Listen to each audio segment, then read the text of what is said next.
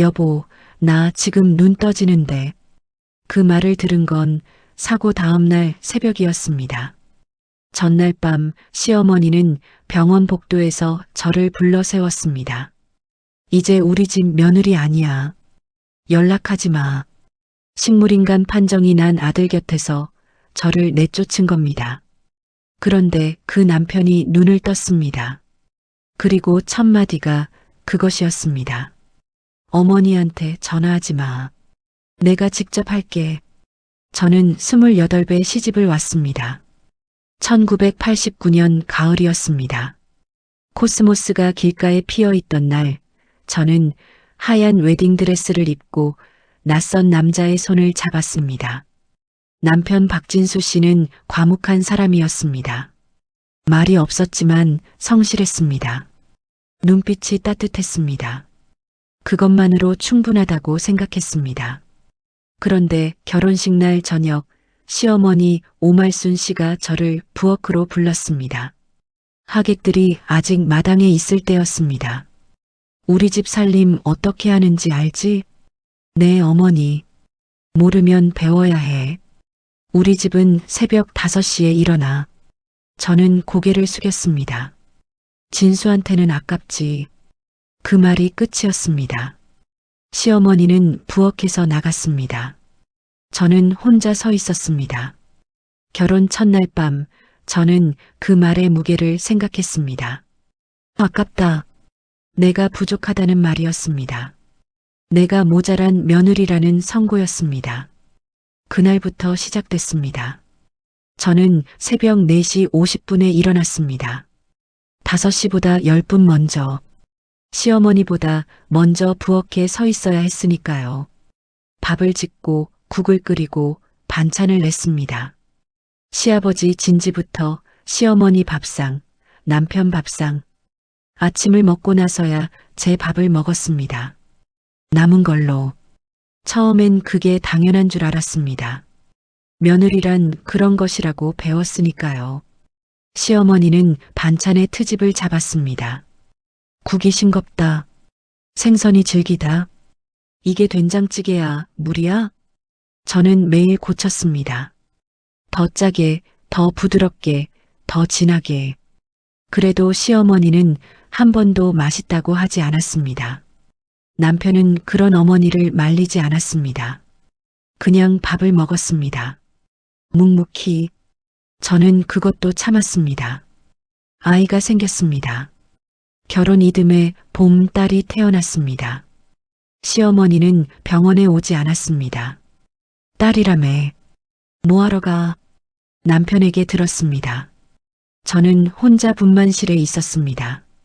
간호사가 아이를 올려줬을 때 울었습니다. 기쁨인지 서러움인지 몰랐습니다. 아이 이름을 지수라고 지었습니다. 시어머니는 처음 보는 날 아이를 한번 쳐다보고 말했습니다. 생겼네. 그게 전부였습니다. 3년 뒤 또 딸이 태어났습니다. 시어머니는 그때도 병원에 오지 않았습니다. 우리 집은 딸 복이 없는 집이라니까. 남편의 여동생이 2명이나 있으면서도 시어머니는 그 말을 했습니다. 저는 2번째 아이를 낳고도 혼자 병원 침대에 누워 있었습니다. 창밖에 비가 왔습니다. 남편 사업이 처음 기울기 시작한 건 제가 35살 때였습니다. 남편은 소규모 건축자재 납품 일을 했는데 거래처가 부도가 났습니다. 밀린 외상값이 6천만 원이었습니다. 집에 오는 날 남편 얼굴이 창백했습니다. 아무 말도 안 했습니다. 저는 먼저 물었습니다. 얼마예요? 남편이 말했습니다. 6천. 저는 잠시 눈을 감았습니다. 그리고 말했습니다. 제 적금 있어요. 2,800 있어요. 당신 거잖아. 우리 거예요. 남편이 처음으로 제 손을 꽉 잡았습니다. 눈물이 그렁그렁했습니다. 미안해. 괜찮아요. 같이 하면 돼요. 저는 그 다음날 적금을 해지했습니다. 직장을 다니면서 10년 동안 부은 돈이었습니다. 그걸 남편 통장에 넣었습니다. 시어머니는 그 사실을 알고 한마디 했습니다. 뭐야, 그것밖에 없어? 저는 대답하지 않았습니다. 그로부터 3년 뒤 남편 사업이 다시 위기가 왔습니다. 이번엔 더 컸습니다. 공사 대금 미수가 1억이 넘었습니다. 은행 빚이 쌓였습니다. 남편은 밤마다 잠을 못 잤습니다. 저도 같이 새벽에 깨어 있었습니다. 아무 말 없이 옆에 앉아 있었습니다. 그게 제가 할 수 있는 전부였으니까요. 그 무렵 저는 직장을 구했습니다. 아이들 어린이집 보내고 공단 안에 있는 회사에 들어갔습니다. 계산직이었습니다. 하루 종일 서서 일했습니다. 퇴근하고 오면 저녁을 차려야 했습니다. 시어머니 밥상, 남편 밥상, 아이들 밥상. 손이 부르텄습니다. 발이 퉁퉁 부었습니다. 그래도 했습니다. 할 수밖에 없었습니다. 세월이 흘렀습니다. 아이들이 컸습니다. 큰딸 지수는 대학을 나와 서울에서 직장을 잡았습니다. 둘째도 시집을 갔습니다. 집이 조용해졌습니다. 시아버지는 70대에 뇌졸중으로 돌아가셨습니다. 저는 2년 동안 간병을 했습니다. 기저귀를 갈고 욕창을 닦고 밤마다 뒤집었습니다. 시어머니는 옆방에서 주무셨습니다. 간병은 제 몫이었습니다.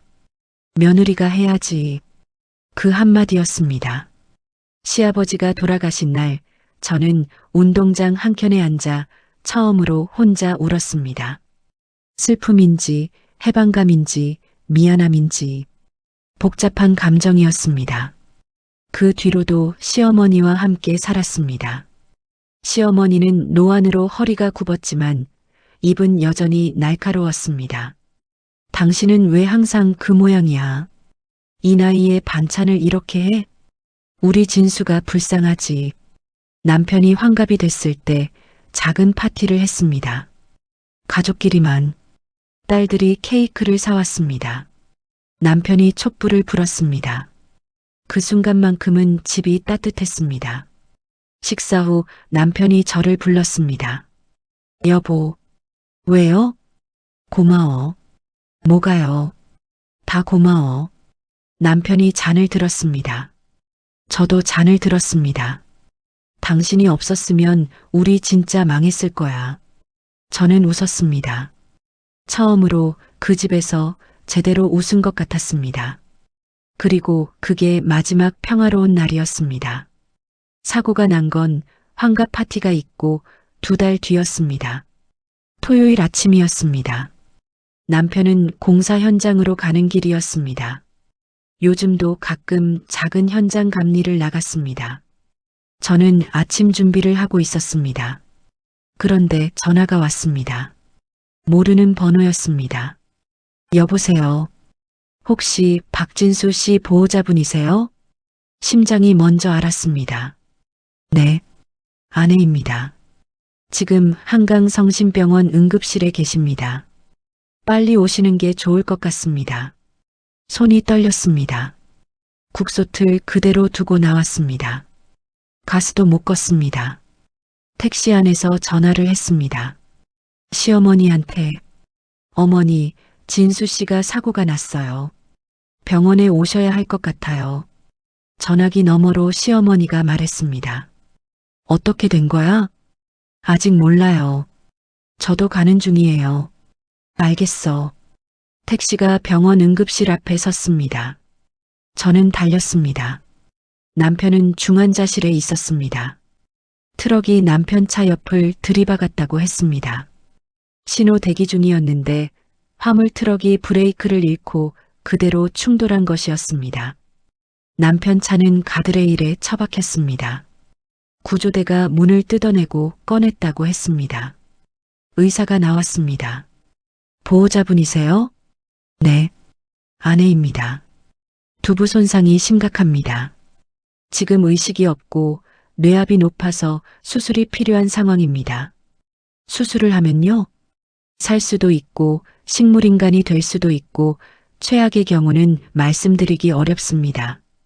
저는 그 자리에서 무릎이 꺾였습니다. 간호사가 팔을 잡아줬습니다. 수술 동의서에 손을 떨며 서명했습니다. 시어머니가 도착한 건 그로부터 1시간 뒤였습니다. 딸이 모시고 왔습니다. 시어머니는 제 얼굴을 보자마자 말했습니다. 이 집 여자가 팔자가 드세서 이런 거야. 저는 아무 말도 하지 않았습니다. 그것이 시작이었습니다. 그리고 그 말이 앞으로 벌어질 모든 일의 씨앗이었습니다. 수술은 6시간이 걸렸습니다. 저는 수술실 앞 복도에 앉아 있었습니다. 아무것도 먹지 못했습니다. 물 한 모금도 못 넘겼습니다. 시어머니는 딸과 함께 복도 반대편에 앉아 있었습니다. 저를 부르지 않았습니다. 다가오지도 않았습니다. 딸이 저한테 왔습니다. 어머니, 커피라도 드세요. 저는 고개를 저었습니다. 괜찮아. 들어가 봐. 딸이 돌아갔습니다. 수술실 램프가 꺼진 건 밤 10시였습니다. 의사가 나왔습니다. 수술은 잘 됐습니다. 그런데 아직 안심할 수는 없어요. 의식은요? 아직 없습니다. 뇌압은 잡혔는데 의식 회복은 장담하기 어렵습니다. 언제쯤? 24시간을 봐야 합니다. 경우에 따라서는 그 이상이 걸릴 수도 있어요. 의사가 돌아갔습니다. 시어머니가 물었습니다. 뭐래? 수술은 됐는데 의식은 아직 없다고 해요. 식물인간 된 거야? 저는 말을 못했습니다. 가능성이 있다고. 시어머니가 한숨을 쉬었습니다. 에휴. 그 한숨 소리가 지금도 귀에 남아 있습니다. 중환자실은 면회 시간이 정해져 있었습니다. 하루에 2번, 각 30분. 저는 매 면회 시간마다 들어갔습니다. 남편 손을 잡았습니다. 차가웠습니다. 기계 소리가 요란했습니다. 모니터가 삐삐 울렸습니다. 여보, 나야. 잘 듣고 있어요? 대답이 없었습니다. 지수도 내려온다고 했어요. 내일 온대요. 걱정하지 마요. 남편 얼굴은 반쪽이 붕대로 덮여 있었습니다. 퉁퉁 부었습니다. 하지만 숨은 쉬고 있었습니다. 그것만으로도 감사했습니다. 그날 밤 저는 병원 복도 의자에서 잤습니다. 아니, 자지 못했습니다. 눈만 감고 있었습니다. 새벽 1시쯤이었습니다. 발소리가 들렸습니다. 눈을 뜨니 시어머니였습니다. 딸은 집에 돌아가고 시어머니 혼자 남아 있었던 겁니다. 못 자고 있어요. 시어머니가 옆에 앉았습니다. 잠시 침묵이 흘렀습니다. 저는 뭔가 말이 나오길 기다렸습니다. 위로라도 한마디라도. 그런데 시어머니가 말했습니다. 나 좀 봐. 네, 나 할 말 있어. 저는 시어머니를 봤습니다. 일어나. 저쪽 가서 얘기해. 복도 끝이었습니다. 창가에 자판기가 있는 곳이었습니다. 시어머니가 핸드백에서 봉투를 꺼냈습니다. 흰 봉투였습니다. 여기, 이게 뭐예요? 200만 원 있어. 저는 봉투를 받지 않았습니다. 어머니, 이게 무슨 돈이에요? 정리해. 네. 진수가 저렇게 됐으면 당신은 여기 있을 이유가 없잖아. 깔끔하게 정리하라고. 저는 귀를 의심했습니다. 정리요? 이혼. 서류 내면 되잖아. 저는 말이 나오지 않았습니다. 아직 의식도 없는 남편한테 이혼을 하라고요? 법적으로 할 수 있어. 내가 다 알아봤어. 다 알아봤다고 했습니다. 남편이 수술실에 들어간 그 시간에 이 사람은 이혼 절차를 알아봤던 겁니다. 손이 떨렸습니다. 어머니, 왜? 남편이 저기 누워 있어요. 지금, 알아. 그런데 지금 저한테 이혼하라고요? 진수가 저렇게 됐는데 당신이 있어봤자 뭐가 달라져? 병원비도 우리가 될 거야. 당신은 그냥 나가면 돼. 저는 그 순간 알았습니다. 이 사람에게 남편은 아들이 아니었습니다. 재산이었습니다. 집이, 보험이, 통장이 있는 사람. 그리고 저는 그 재산에 붙어 있는 장애물이었습니다. 어머니, 저는 남편 곁에 있을 겁니다. 뭐? 이혼 안 해요. 시어머니 얼굴이 굳었습니다. 지금 뭐라고 했어? 이혼 안 한다고요. 남편이 살아있는 한 저는 여기 있을 거예요. 야, 너 지금 나한테 대드는 거야? 대드는 게 아니에요. 제 권리를 말하는 거예요. 시어머니가 봉투를 다시 내밀었습니다. 이거 받아. 이게 마지막이야. 저는 봉투를 밀었습니다. 필요 없어요. 봉투가 바닥에 떨어졌습니다. 시어머니는 잠시 저를 봤습니다. 그 눈빛이 차가웠습니다. 그럼 우리 집이랑은 연락하지 마. 병원비도 우리가 댈 테니까 당신은 여기 올 생각도 하지 마.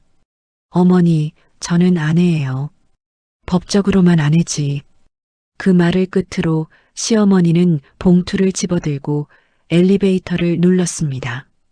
저는 복도에 혼자 남았습니다. 새벽 2시였습니다. 형광등이 윙윙 울렸습니다. 저는 그 소리를 들으면서 서 있었습니다. 한참을. 다음 날 아침 딸 지수가 내려왔습니다. 서울에서 첫 차를 탔다고 했습니다. 엄마, 딸이 저를 껴안았습니다. 저는 그때서야 울었습니다. 아빠 어때? 아직 의식 없어. 어머니는요? 친할머니는? 저는 잠시 망설였습니다. 집에 가셨어. 왜요? 아빠가 이런데? 할머니도 힘드시니까. 딸이 이상하게 봤습니다. 저는 말하지 않았습니다. 어젯밤 일을, 봉투를, 이혼 얘기를 말할 수 없었습니다. 딸이 상처받을 것 같아서, 그 상처가 두 사람 사이에 영원히 남을 것 같아서, 시어머니는 그 뒤로 병원에 오지 않았습니다. 하루가 지나고 이틀이 지났습니다.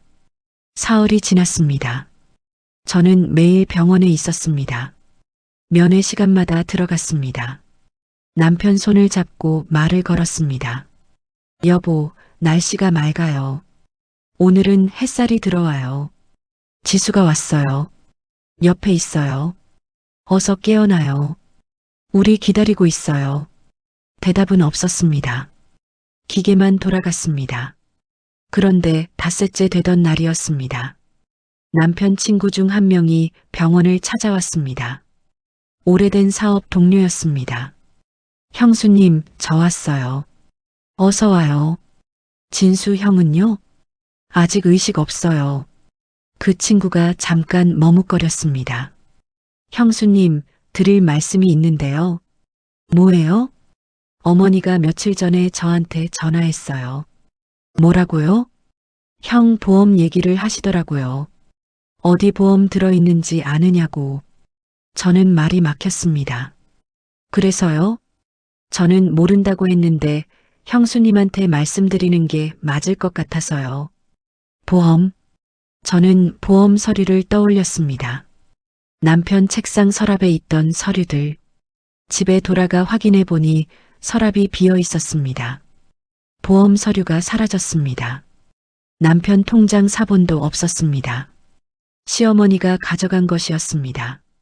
제가 병원에 있던 사이에 보험사에 전화를 했습니다. 박진수 씨 보험 관련해서 문의드리려고요. 아내인데요. 잠시만요. 확인해 보겠습니다. 잠시 후 상담원이 말했습니다. 이미 보험금 청구가 들어와 있네요. 누가요? 본인 어머니분 이름으로 들어와 있습니다. 박진수 씨 보험 수익자가 어머니분으로 되어 있어서요. 수익자? 저는 그 단어를 처음 들었습니다. 제가 아내인데요. 수익자가 어머니분으로 등록되어 있어서 청구 권한은 어머니분께 있습니다. 저는 전화를 끊었습니다. 손이 다시 떨렸습니다.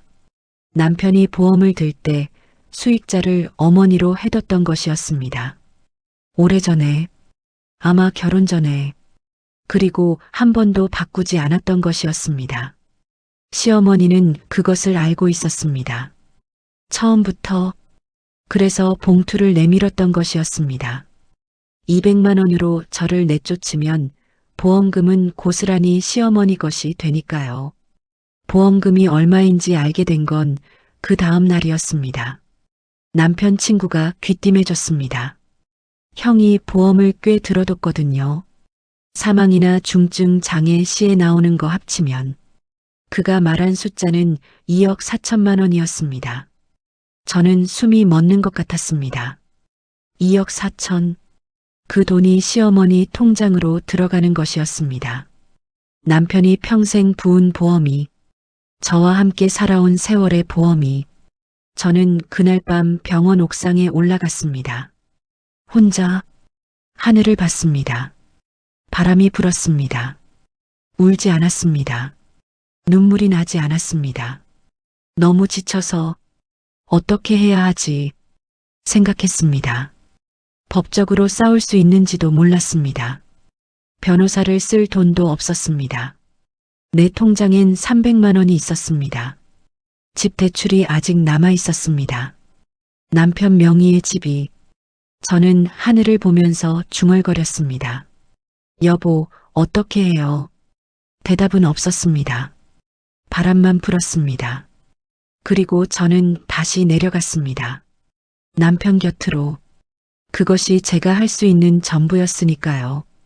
시어머니는 일주일이 지나도 병원에 오지 않았습니다. 열흘이 지났습니다. 보름이 지났습니다. 남편은 여전히 눈을 뜨지 않았습니다. 저는 매일 병원에 있었습니다. 아침에 가서 저녁에 돌아왔습니다. 면회 시간마다 들어가 손을 잡았습니다. 딸 지수는 일주일에 한 번씩 내려왔습니다. 둘째는 아이가 어려 자주 오지 못했습니다. 저는 혼자였습니다. 병원비 청구서가 쌓이기 시작했습니다. 중환자실 입원비만 하루에 40만 원이 넘었습니다. 약가, 처치비, 검사비 매일 쌓였습니다. 저는 카드를 긁었습니다. 한 장, 두 장, 한도가 찼습니다. 다른 카드를 꺼냈습니다. 적금이 하나 남아 있었습니다. 해지했습니다. 1200만 원이었습니다. 그것도 사라졌습니다. 친정 엄마한테 전화를 했습니다. 8순이 넘은 노모였습니다. 엄마, 나야. 왜? 진수는 좀 어때? 아직 같아. 밥은 먹어? 저는 대답을 못했습니다. 엄마, 나 좀 도와줄 수 있어? 전화기 너머로 엄마가 한참 있다가 말했습니다. 얼마나? 500만 원만. 기다려. 다음 날 엄마가 통장으로 보내줬습니다. 노후 자금이었습니다. 저는 그 돈을 받으면서 울었습니다. 소리 내지 않고. 그런데 이상한 일이 일어났습니다. 시어머니가 보험금을 청구한 뒤 보험사에서 연락이 왔습니다.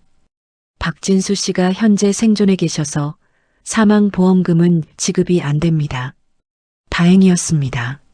하지만 중증 장애 보험금은 달랐습니다. 장애 등급이 확정되면 지급 가능합니다. 현재 식물인간 상태로 확인되면 1급 장애로 분류됩니다. 1급 장애 보험금. 그것은 지급이 됐습니다. 1억 2천만 원. 시어머니 통장으로. 저는 나중에 알았습니다. 그 돈이 들어온 날 시어머니가 친척들한테 밥을 샀다는 것을. 남편은 중환자실에 누워 있었는데 한 달이 지났습니다. 남편은 중환자실에서 일반 병동으로 옮겨졌습니다. 의식은 없었지만 상태가 안정됐다고 했습니다. 식물인간 상태가 지속될 수 있습니다.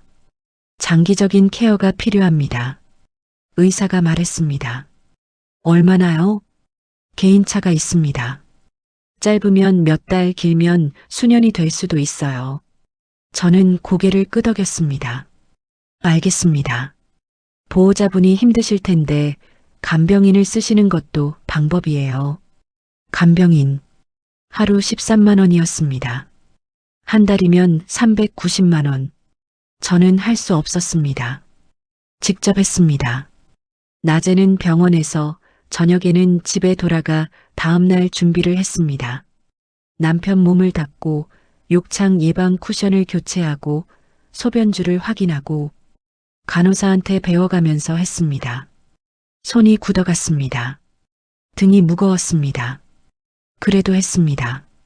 2달째 되던 어느 날 남편 옛 동료가 또 연락을 해왔습니다. 형수님, 조심하셔야 할 것 같아서요. 왜요? 어머니가 부동산에 다니셨다는 얘기를 들었어요. 부동산이요? 형네 아파트요. 매물로 내놓을 수 있는지 알아보셨다고. 저는 멈췄습니다. 우리 집은 남편 명의로 되어 있는데. 그러니까요. 대리인으로 처리할 수 있는지 물어보셨다고 하더라고요. 대리인. 식물인간 상태의 남편 대신 어머니가 대리로 부동산을 처분할 수 있는지를 알아본 것이었습니다. 저는 그 집에서 남편과 함께 대출을 받아 샀습니다. 제 이름이 등기에 없었습니다. 남편 명의 하나였습니다.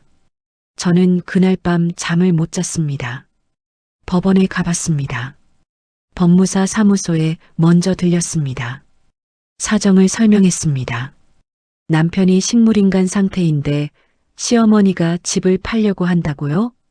네. 등기부상 소유자가 남편분 단독이면 원칙적으로 남편분만 처분할 수 있어요. 하지만 후견인 제도를 통하면 어머니가 법정 대리인이 될 수도 있어요. 어떻게 막아요? 배우자가 먼저 한정후견 신청을 하는 게 방법이에요. 그러면 어머니가 후견인이 되는 걸 막을 수 있어요. 신청 비용이 있었습니다. 저는 그 돈도 마련했습니다. 카드 현금 서비스를 받아서 서류를 접수했습니다. 그런데 며칠 뒤 시어머니한테 전화가 왔습니다. 너 법원에 뭔 서류 냈다며? 네. 감히 어디서? 어머니, 저도 이 집에서 살 권리가 있어요. 권리? 내가 무슨 권리가 있어? 명의가 누구야? 남편이요. 그 남편이 지금 말을 할 수 있어. 못해? 그러니까 제가 지켜야죠. 야, 나 건드리면 후회해. 알아들어? 저는 전화를 끊었습니다. 손이 떨렸습니다.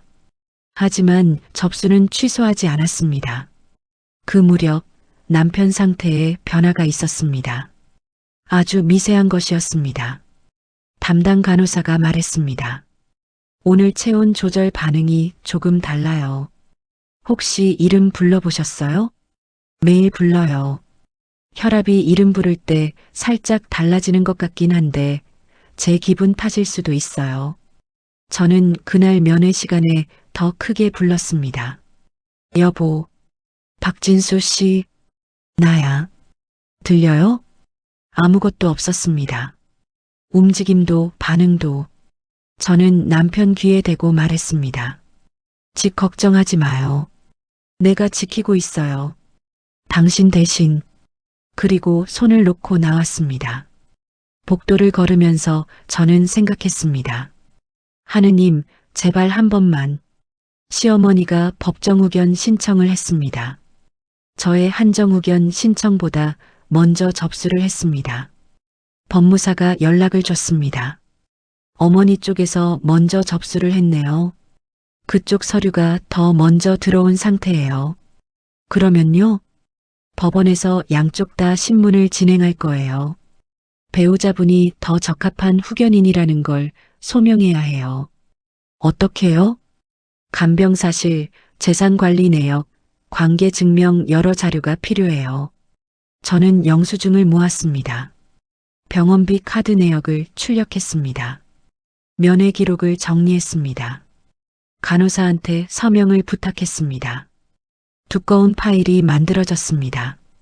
저의 2달이 그 안에 있었습니다. 법원 조사관이 병원에 나왔습니다. 박진수 씨 상태를 확인하러 왔습니다. 저는 안내했습니다. 조사관이 남편을 보고 저한테 물었습니다.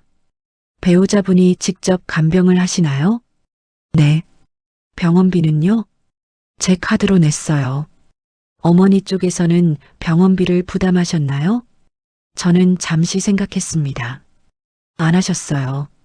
조사관이 기록을 했습니다. 시어머니도 조사를 받았습니다. 어떻게 진술했는지는 몰랐습니다. 그냥 기다렸습니다. 그리고 2달째 끝 무렵이었습니다. 밤 11시였습니다. 저는 남편 병실 밖 의자에 앉아 있었습니다. 안에서 모니터 소리가 들렸습니다. 규칙적인 소리. 저는 눈을 감았습니다. 피곤했습니다. 그런데 갑자기 소리가 달라졌습니다. 모니터 경보음이 아니었습니다. 무언가 다른 소리였습니다. 간호사가 뛰어들어갔습니다.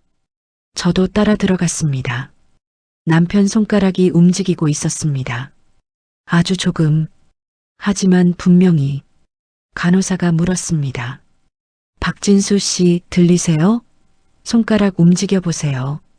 손가락이 다시 움직였습니다. 간호사가 저를 봤습니다. 눈이 크게 떠졌습니다. 저는 그 자리에서 입을 막았습니다. 여보. 손이 또 움직였습니다. 그날 밤 담당 의사가 불려왔습니다. 검사가 이루어졌습니다. 그리고 새벽 의사가 말했습니다. 의식 회복 징후가 있습니다.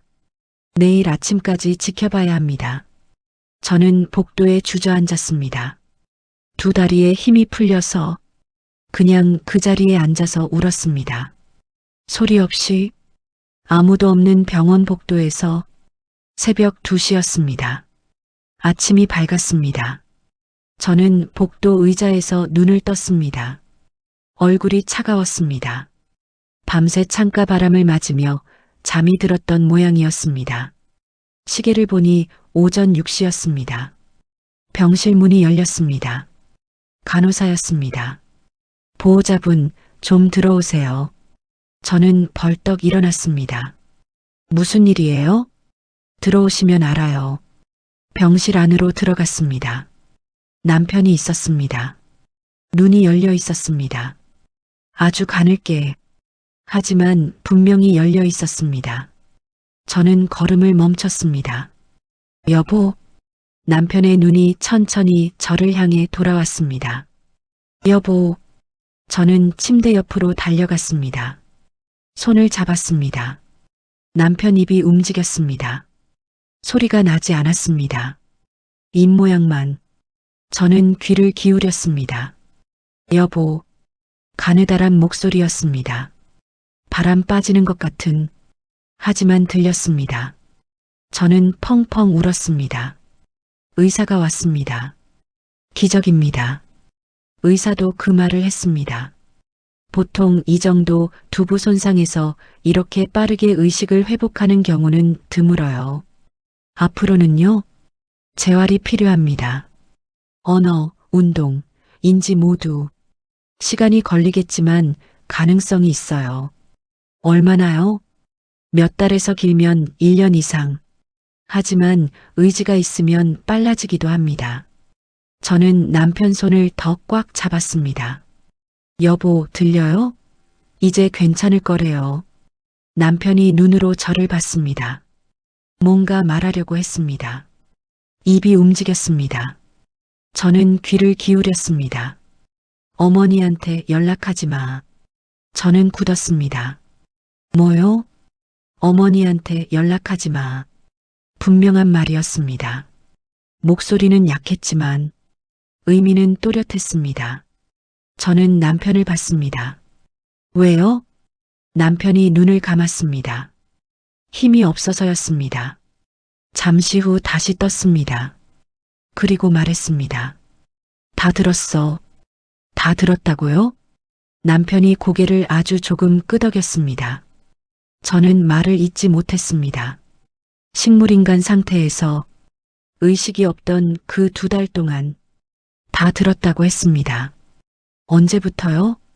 남편이 눈을 깜빡였습니다. 처음부터. 저는 심장이 멈추는 것 같았습니다.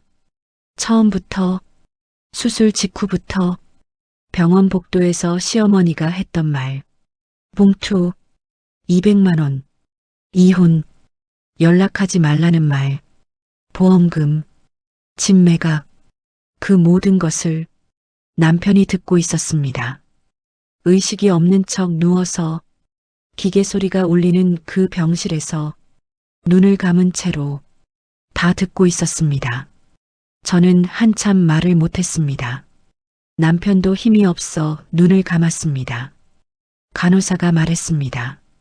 많이 힘드세요. 지금은 쉬게 해드려야 해요. 저는 병실에서 나왔습니다. 복도 벽에 등을 기댔습니다. 두 다리가 떨렸습니다. 다 들었다. 그 말이 머릿속에서 맴돌았습니다. 2달, 제가 병원에서 했던 모든 말. 여보, 날씨가 맑아요. 지수가 왔어요. 어서 깨어나요. 그것도 다 들었을 것이었습니다. 그리고 시어머니가 복도에서 했던 말도, 봉투를 내밀던 그 새벽도, 남편은 그 안에서 들으면서 아무것도 할 수 없었던 겁니다. 저는 눈물이 나지 않았습니다. 너무 복잡해서. 사흘이 지났습니다. 남편이 조금씩 말을 더 할 수 있게 됐습니다. 목소리가 작았지만 또렷해졌습니다. 저는 점심 면회 시간에 들어갔습니다. 남편이 눈을 뜨고 저를 기다리고 있었습니다. 여보, 왔어요. 앉아. 저는 침대 옆 의자에 앉았습니다. 남편이 말했습니다. 미안해. 왜요? 진작 바꿨어야 했어. 보험, 통장, 다 당신 이름으로. 그건 몰랐잖아요. 알았어야 했어. 어머니가 어떤 분인지 내가 알면서. 저는 손을 잡았습니다. 괜찮아요. 안 괜찮아. 당신이 얼마나 고생했는지 다 들었어. 병원비를 혼자 다 냈잖아. 여보, 친정 어머니한테도 빌렸지? 저는 대답하지 않았습니다. 들었어. 남편 눈이 빨개졌습니다. 미안해, 여보. 저는 손을 꽉 잡았습니다. 됐어요. 이제 깨어났으니까. 남편이 물었습니다. 집은? 지키고 있어요. 법원에 서류 넣었어요. 후견인 건? 제가 먼저 신청했어요. 아직 진행 중이에요. 남편이 눈을 감고 잠시 있다가 말했습니다. 내가 직접 할게. 뭐요? 후견인 신청 취하해. 내가 의식 있으니까 이제 직접 하면 돼. 그러면 어머니 쪽 신청도 효력이 없어지는 거예요? 응. 본인이 의식 있으면 후견 자체가 필요 없어. 저는 법무사한테 바로 연락했습니다. 박진수 씨 의식 회복하셨어요. 본인이 직접 처리하신다고요. 법무사가 말했습니다. 그럼 양쪽 신청 다 취하되고 이제 본인이 직접 모든 결정을 하실 수 있어요. 저는 남편한테 전달했습니다. 남편이 말했습니다. 변호사 연결해줘. 지금요? 빠를수록 좋아. 변호사가 병원에 왔습니다. 50대 중반의 여성 변호사였습니다. 남편이 말했습니다. 소송하고 싶습니다. 변호사가 물었습니다. 어떤 건으로요? 보험금. 어머니가 수익자로 되어 있어서 가져갔는데 이미 일부가 지급됐어요. 지급된 건 회수가 어렵습니다. 알아요. 하지만 나머지가 아직 청구 안 됐어요. 그 부분은 수익자 변경 후 청구하시면 됩니다. 변경이 가능해요? 본인이 의식 있고 서명 가능하면요. 남편이 저를 봤습니다. 여보, 펜 있어? 저는 가방에서 펜을 꺼냈습니다. 남편이 떨리는 손으로 서류에 서명했습니다. 수익자 변경 서류였습니다. 이름이 바뀌었습니다. 오말순에서 임정희로, 제 이름으로. 변호사가 계속 말했습니다. 그리고 이미 지급된 보험금 관련해서도 방법이 없는 건 아니에요. 어떻게요? 어머니가 수익자이긴 하지만 그 보험금은 남편분이 혼수 상태인 걸 이용해서 취득한 거잖아요. 법적으로는 부당이득 반환 청구가 가능해요. 승소할 수 있어요? 증거가 있으면요. 어머니가 언제 청구했는지, 남편분의 상태가 어땠는지, 보호자 동의 없이 단독으로 청구했는지, 이런 것들이 중요해요. 남편이 말했습니다. 다 알아요. 저 그때 다 들었어요. 변호사가 멈췄습니다. 본인이요? 네. 의식이 없었던 게 아니에요. 눈을 뜰 수는 없었지만 들을 수 있었어요. 그렇다면 본인이 직접 증언하실 수 있는 거군요. 할 수 있어요. 변호사가 메모를 했습니다. 그러면 소장을 준비해 볼게요. 그날 저녁, 저는 남편 병실에 혼자 앉아 있었습니다. 남편이 말했습니다. 여보, 응, 나 태어나면 어머니 만날 거야. 저는 말이 없었습니다. 막지 마. 내가 직접 할게. 뭐려? 해야 할 말. 저는 남편 얼굴을 봤습니다. 야위었습니다. 뼈가 다 드러났습니다. 하지만 눈빛이 달랐습니다. 예전에 그 과묵하고 순한 눈빛이 아니었습니다. 단단했습니다. 차가웠습니다. 어딘가 처절했습니다. 알겠어요. 저는 남편 손을 잡았습니다. 남편이 꽉 쥐었습니다. 고마워. 안 도망가줘서. 저는 눈이 뜨거워졌습니다. 도망갈 사람이었으면 처음부터 안 왔죠. 남편이 웃었습니다. 2달 만에 처음 보는 웃음이었습니다. 작고 힘없었지만 그것이 가장 아름다운 웃음이었습니다. 그리고 사부는 그렇게 끝이 났습니다. 폭풍 전야처럼 조용하게. 남편이 태어난 건 그로부터 2달 뒤였습니다. 걸을 수 있었습니다. 느리고 불안정했지만 지팡이를 짚고 걸었습니다. 병원 문을 나오는 날 햇살이 쏟아졌습니다. 남편이 눈을 가늘게 떴습니다. 박다. 오래 있었으니까요. 응. 저는 남편 팔을 잡았습니다. 주차장까지 천천히 걸었습니다.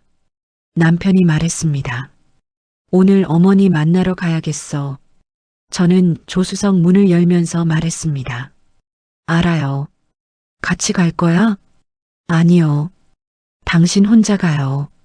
남편이 저를 봤습니다. 왜? 그래야 하는 것 같아서요. 남편이 고개를 끄덕였습니다. 알겠어. 시어머니는 읍내 작은 아파트에 혼자 살고 있었습니다. 남편의 여동생들이 번갈아 들리는 곳이었습니다. 남편이 초인종을 눌렀습니다. 한참 만에 문이 열렸습니다. 시어머니가 나왔습니다. 눈이 커졌습니다. 진수야? 어머니, 너 걷잖아. 걸어? 네. 시어머니 눈에 눈물이 고였습니다. 다행이다. 아이고, 다행이야. 남편이 들어갔습니다. 소파에 앉았습니다. 시어머니가 차를 끓이러 갔습니다. 뭐 마실래? 커피? 차? 괜찮아요. 시어머니가 자리에 앉았습니다. 많이 놀랐지? 엄마도 얼마나 걱정했는지 몰라. 근데 왜 연락을 안 했어? 깨어났다고 연락이라도. 어머니, 남편이 끊었습니다. 조용하게. 그 한마디에 시어머니가 멈췄습니다. 나 다 들었어요. 시어머니 얼굴이 굳었습니다. 뭘? 병원에서요. 의식이 없었던 게 아니에요. 눈을 뜰 수 없었을 뿐이에요. 무슨 말을? 복도에서 여보한테 봉투 내민 거, 이혼하라고 한 거, 연락하지 말라고 한 거. 시어머니가 입을 열었다가 닫았습니다. 보험금 청구한 거, 부동산에 집 매물 알아본 거. 진수야, 그건 다 들었어요. 제가 누워서 들었어요. 시어머니가 눈을 피했습니다. 어머니, 왜 그러셨어요? 제가 죽길 바랐어요? 아니면 그냥 저 없는 게 편했어요? 그게 아니라 여보가 2달 동안 혼자 다 했어요. 병원비도 혼자 냈어요. 집도 혼자 지켰어요. 친정 어머니한테까지 손 벌렸어요. 어머니는 그 사이에 보험금 받아서 친척들 밥을 샀죠. 시어머니가 고개를 숙였습니다. 남편이 말을 이었습니다. 저는 어머니 미워하기 싫어요. 그래도 어머니니까. 그런데 이번 일은 달라요. 소송할 겁니다. 시어머니가 고개를 들었습니다. 뭐? 부당이득 반환 청구요. 어머니가 가져간 보험금 돌려받을 거예요. 야, 너 지금 나를 고소한다고? 네. 내가 너 엄마야. 나를 고소해. 어머니가 먼저 하셨잖아요. 내가 뭘 했어. 아들이 살아있는데 시신 취급하고 며느리 내쫓으려 하고 집 팔려고 했잖아요. 시어머니 눈이 흔들렸습니다. 진수야, 엄마가 그때 왜 그랬는지 알잖아. 어머니도 그때 제정신이 아니었어. 제정신이 아니면 법무사한테 이혼 절차를 알아봐요? 시어머니가 말을 못했습니다. 제정신이 아니면 부동산의 집 매물 알아봐요? 계산이 있으셨잖아요. 처음부터 긴 침묵이 흘렀습니다. 시어머니가 말했습니다. 돌려줄게. 네. 돈. 돌려줄게. 소송은 하지 마. 남편이 잠시 봤습니다. 다요? 얼마? 1억 2천. 시어머니 얼굴이 창백해졌습니다. 그게 어디 있어. 어머니가 가져가셨으니까 어머니가 아시죠. 다 쓴 거야. 그 집 수리하고 이것저것. 법원에서 판단하겠죠. 남편이 일어났습니다. 지팡이를 짚었습니다. 저 갈게요. 진수야. 남편이 돌아봤습니다. 어머니, 저는 아직 어머니 아들이에요. 그것만은 변하지 않아요. 하지만 여보는 제 아내예요. 그 사람한테 한 짓은 제가 갚아드릴 거예요. 시어머니가 울었습니다. 남편은 등을 돌렸습니다. 소장이 접수됐습니다. 부당이득 반환 청구. 청구 금액 1억 2천만 원. 시어머니 측은 변호사를 선임했습니다. 법원은 심리를 시작했습니다. 남편이 직접 진술서를 냈습니다. 저는 수술 후 의식 회복 전까지 주변의 소리를 들을 수 있었습니다. 어머니가 배우자에게 이혼을 요구하는 것을 들었고 보험금 청구를 위해 서류를 가져간 사실도 인지하고 있었습니다. 변호사가 말했습니다. 이런 진술은 이례적입니다. 법원이 얼마나 받아들일지는 봐야 해요. 그래도 해야죠.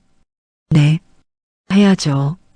재판은 3차례에 걸쳐 진행됐습니다. 시어머니 측은 보험 수익자로서 정당한 청구라고 주장했습니다. 남편 측은 배우자의 동의 없이 이루어진 부당 취득을 주장했습니다. 판결이 났습니다. 봄이었습니다. 벚꽃이 피기 시작하던 날이었습니다. 청구 인용. 피고는 원고에게 1억 2천만 원을 반환하라. 전액이었습니다. 변호사가 전화를 했습니다. 이겼습니다. 저는 부엌에서 밥을 짓고 있었습니다. 남편이 재활 운동을 마치고 들어오는 시간이었습니다. 전화를 끊고 잠시 서 있었습니다. 눈물이 났습니다. 왜 눈물이 나는지 몰랐습니다. 기쁜 건지 지친 건지 억울한 게 풀린 건지 그냥 나왔습니다. 남편이 들어왔습니다. 지팡이 없이 조금씩 지팡이를 놓는 연습을 하고 있었습니다. 아직 불안했지만 혼자 걸었습니다. 여보, 이겼어요. 남편이 멈췄습니다. 전부요? 전부요. 남편이 소파에 앉았습니다. 저는 부엌으로 돌아갔습니다.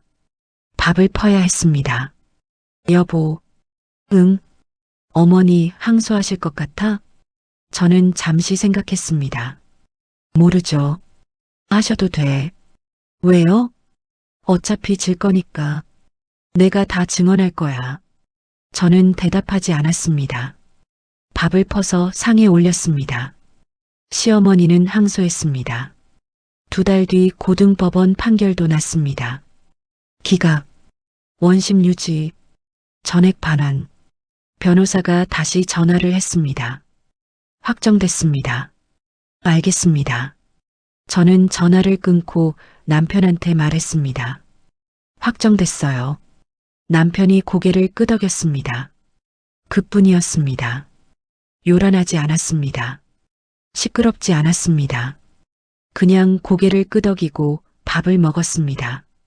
보험 수익자는 제 이름으로 바뀌어 있었습니다. 나머지 자녀 보험금도 제 통장으로 들어왔습니다. 친정 엄마한테 빌린 돈을 갚았습니다. 병원비 카드값을 다 갚았습니다. 적금을 다시 들었습니다. 작은 것이었습니다. 그래도 했습니다. 집도 그대로였습니다. 남편 명의지만 이제는 공동으로 등기를 바꿨습니다. 당신 이름도 넣어야지. 남편이 먼저 말했습니다. 저는 고개를 끄덕였습니다. 등기부에 제 이름이 올라가던 날 저는 서류를 한참 들여다봤습니다. 제 이름 임정희. 30년 만에 처음으로 이 집에서 제 이름이 생겼습니다. 시어머니와는 한동안 연락이 없었습니다. 남편이 먼저 연락을 했습니다. 명절이 지나고 얼마 뒤였습니다. 어머니, 저예요. 응? 밥은 드세요? 먹지. 한번 가도 돼요? 긴 침묵이 흘렀습니다. 와. 남편이 저한테 말했습니다. 같이 갈래? 저는 잠시 생각했습니다. 갈게요. 고마워. 미워하면서 살긴 싫으니까요. 나도. 시어머니는 늙어 있었습니다. 반년 사이에 더 굽어 있었습니다. 우리를 보고 아무 말도 안 했습니다. 저도 아무 말도 안 했습니다. 저는 가방에서 뭔가를 꺼냈습니다. 반찬통이었습니다. 어머니가 좋아하시는 것들로 했어요. 시어머니가 받았습니다. 뚜껑을 열었습니다. 갈치조림이 있었습니다. 시어머니가 좋아하던 것이었습니다. 어떻게 알았어? 30년 봤으니까요.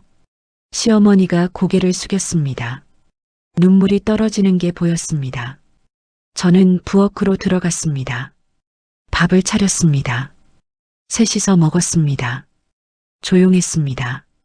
말이 없었습니다. 하지만 밥상이 따뜻했습니다. 그것으로 충분했습니다. 그날 저녁 집으로 돌아오는 차 안에서 남편이 말했습니다. 여보, 응, 고마워. 뭐가요? 다. 저는 창밖을 봤습니다. 가로등이 켜지고 있었습니다. 저도요. 뭐가? 깨어나줘서요. 남편이 운전하면서 손을 뻗었습니다. 제 손을 잡았습니다. 저는 그 손을 꽉 잡았습니다. 밖에 봄바람이 불었습니다. 벚꽃이 지고 있었습니다. 꽃잎이 차창에 붙었다가 날아갔습니다. 저는 눈을 감았습니다. 38해가 지났습니다. 28배 시집와서 억울한 날도 서러운 날도 혼자 울던 날도 다 지나갔습니다. 그리고 지금 남편 손이 따뜻했습니다. 그것으로 충분했습니다. 끝.